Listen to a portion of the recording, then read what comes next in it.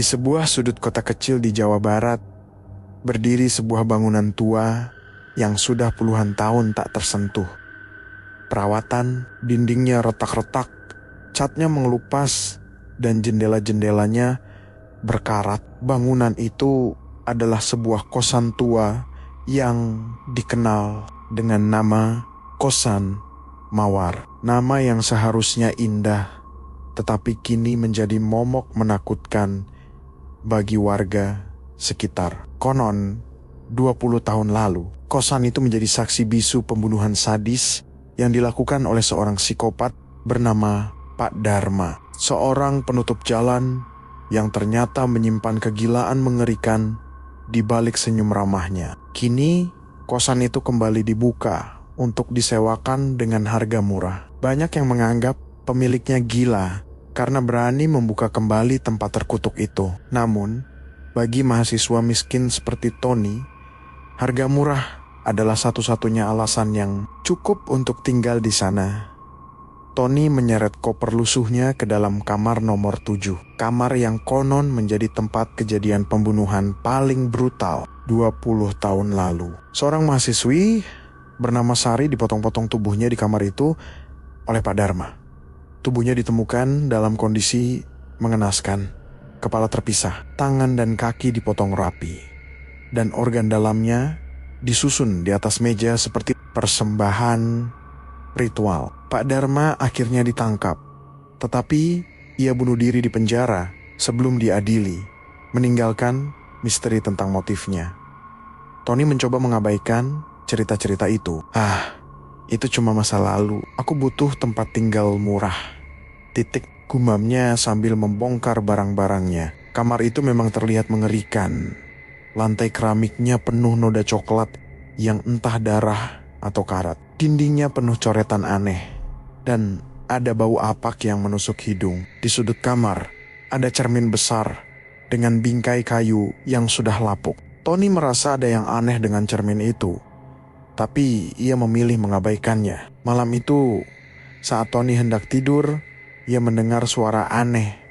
Du, seperti suara benda tumpul menghantam dinding. Ia bangkit dari kasurnya yang berderit, mencoba mencari sumber suara. Namun, suara itu tiba-tiba berhenti. Mungkin cuma tikus, pikirnya, mencoba menenangkan diri. Tapi, saat ia kembali ke kasur, ia melihat sesuatu di cermin. Bayangan samar seorang wanita berdiri di sudut kamar, tepat di belakangnya. Rambutnya panjang menutupi wajah, dan tangannya memegang sesuatu yang menyerupai pisau besar. Tony menoleh dengan cepat, tetapi tidak ada siapa-siapa di sudut kamar. Jantungannya berdegup kencang. Mungkin cuma halusinasi, gumamnya, mencoba meyakinkan diri.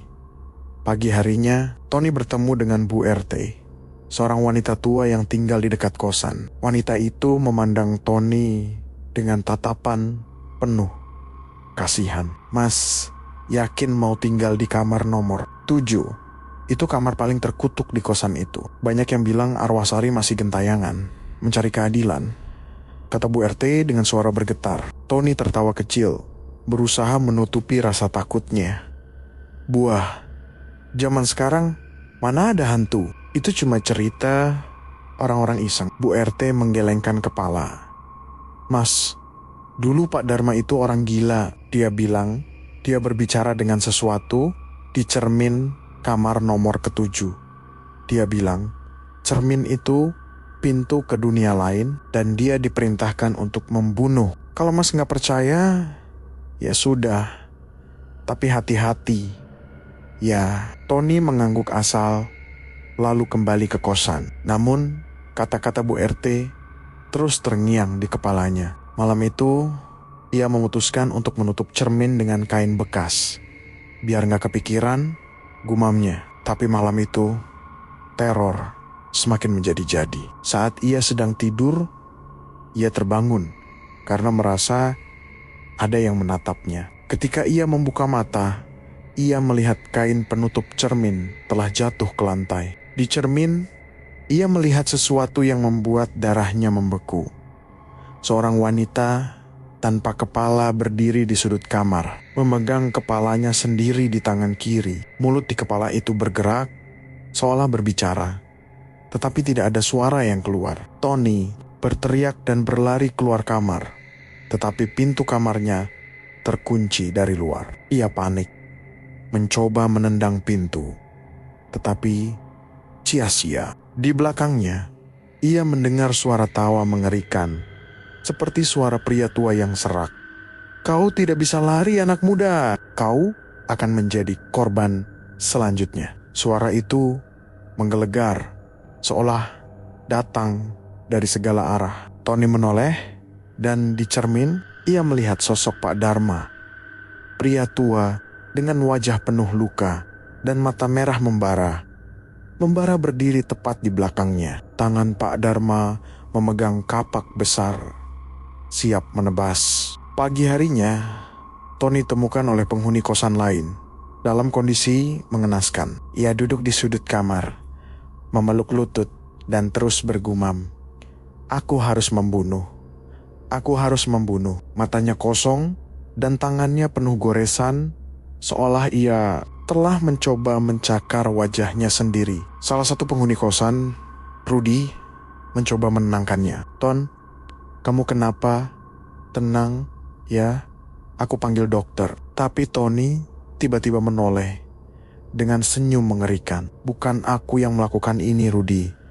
Dia di dalam cermin. Dia bilang, aku harus melanjutkan pekerjaannya. Kalau tidak, dia akan memotongku. Seperti dia memotong Sari." Rudy merinding, tetapi ia tetap berusaha tenang. "Ton, itu cuma halusinasi. Aku bantu kamu keluar dari sini." "Ya." Namun, sebelum Rudy bisa bergerak, Tony tiba-tiba melompat dan mencekik leher Rudy dengan kekuatan. "Tidak, wajar," dia bilang, "kau harus mati duluan, BANG. KE." Teriak Tony dengan suara yang bukan miliknya. Suara itu serak, dalam, dan penuh kebencian, seperti suara Pak Dharma. Rudy berjuang mati-matian, tetapi Tony seperti kesurupan. Dengan tangan kosong, ia mencoba merobek wajah Rudy, mencakar matanya, hingga darah mengucur. Untungnya, penghuni lain mendengar keributan dan berhasil menarik Tony menjauh. Rudy dibawa ke rumah sakit dalam kondisi kritis, sementara Tony dibawa ke rumah sakit jiwa.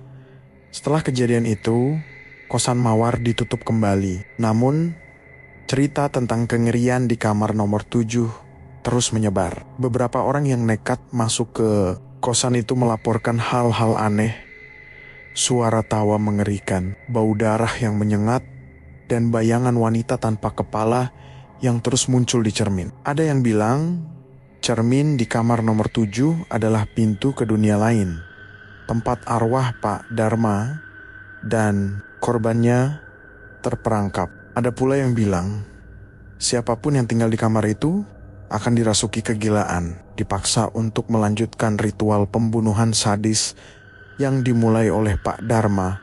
Hingga kini, kosan Mawar tetap berdiri di sudut kota kecil itu, dikelilingi pagar besi berkarat. Tidak ada yang berani mendekat, kecuali mereka yang putus asa, orang-orang yang tidak tahu bahwa di balik dinding tua itu, kejahatan mengerikan menanti untuk bangkit kembali.